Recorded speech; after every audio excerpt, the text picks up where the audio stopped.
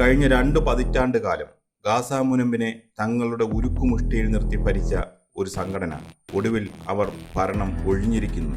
Hamas പടിയിറങ്ങിയിരിക്കുന്നു.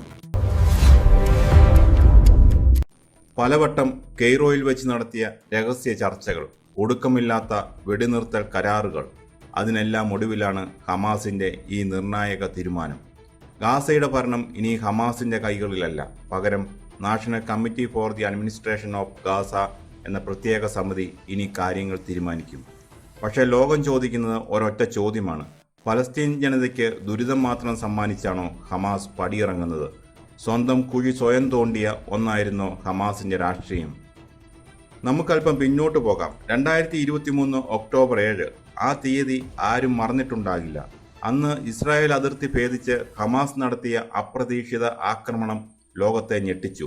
ഇസ്രായേലിന് ചരിത്രത്തിലെ ഏറ്റവും വലിയ സുരക്ഷാ വീഴ്ചയായിരുന്നു അത്. ഹമാസ് അത് ആഘോഷിച്ചു. പക്ഷേ അന്താരാഷ്ട്ര നിരീക്ഷകർ ഇന്ന് വിലയിരുത്തുന്നത് മറ്റൊന്നാണ്.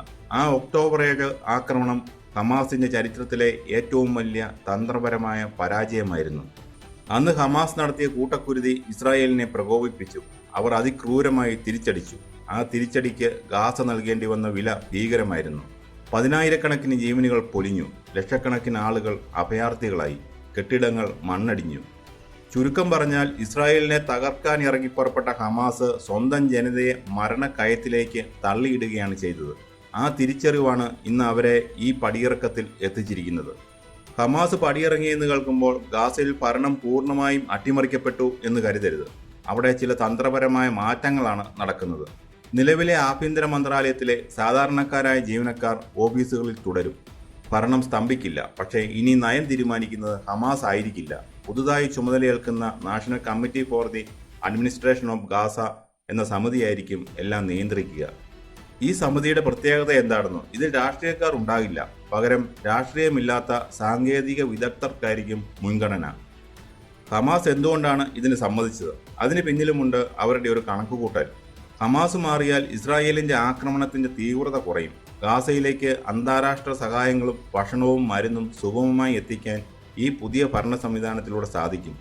സ്വന്തം പ്രതിച്ഛായ തകർന്നപ്പോൾ ഭരണം മറ്റുള്ളവരെ ഏൽപ്പിച്ച് തടിയൂരാനുള്ള ഹമാസിന്റെ തന്ത്രം കൂടിയാണിത്. നമുക്ക് ചരിത്രം ഒന്ന് പരിശോധിക്കാം. 2006 തെരഞ്ഞെടുപ്പിലെ വിജയത്തിന് ശേഷമാണ് ഹമാസ് കരുത്താർജിക്കുന്നത്. പിന്നീട് 2007 മുതൽ ഗാസയിൽ ഭരണം പൂർണ്ണമായും നിയന്ത്രിച്ചിരുന്നത് ഹമാസ് ആയിരുന്നു. എതിരാളികളെ അടിച്ചമർത്തിയായിരുന്നു ആ ഭരണം. എന്നാൽ കഴിഞ്ഞ ഒക്ടോബറിൽ ഇസ്രായേലുമായി ഒപ്പുവെച്ച വെടിനിർത്തൽ കരാറിന് ശേഷം കാര്യങ്ങൾ മാറി. ഭരണപരമായ ചുമതലകളിൽ നിന്ന് പിന്മാറാൻ തങ്ങൾ തയ്യാറാണെന്ന് ഹമാസ് പലതവണ വ്യക്തമാക്കിയിരുന്നു. കാരണം ഭരണം കൊണ്ടുനടക്കാൻ പറ്റാത്ത അത്ര തകർന്നിരുന്നു ഗാസ. ഹമാസ് ഒഴിഞ്ഞതുകൊണ്ട് ഇസ്രായേൽ ആക്രമണം നിർത്തുമോ? ഇസ്രായേലിന്റെ നിലപാട് എന്താണ്? ഇസ്രായേലിനെ സംബന്ധിച്ച് ഹമാസ് ഭരണം ഒഴിഞ്ഞത് അവരുടെ ഒരു വലിയ വിജയമാണ്. ഹമാസിനെ ഇല്ലാതാക്കുക എന്നതായിരുന്നു അവരുടെ പ്രഖ്യാപിത ലക്ഷ്യം. പക്ഷേ ഇസ്രായേൽ അത്ര പെട്ടെന്ന് ഗാസ വിട്ടുപോകില്ല. പുതിയ നാഷണൽ കമ്മിറ്റി വരുന്നതിനെ ഇസ്രായേൽ സൂക്ഷ്മമായാണ് നിരീക്ഷിക്കുന്നത്. ഈ കമ്മിറ്റിയിൽ ഹമാസിന്റെ നിഴൽ മനുഷ്യർ ഉണ്ടോ എന്നാണ് ഇസ്രായേൽ നോക്കുന്നത്. അമേരിക്കയും മറ്റ് പാശ്ചാത്യ രാജ്യങ്ങളും ഈ മാറ്റത്തെ ഒരു പരിധിവരെ സ്വാഗതം ചെയ്യുന്നുണ്ട്. കാരണം ഗാസയിലേക്ക് ദുരിതാശ്വാസ സാമഗ്രികൾ എത്തിക്കാൻ ഒരു രാഷ്ട്രീയേതര സമിതിയാണ് നല്ലതെന്ന് അവർ കരുതുന്നു.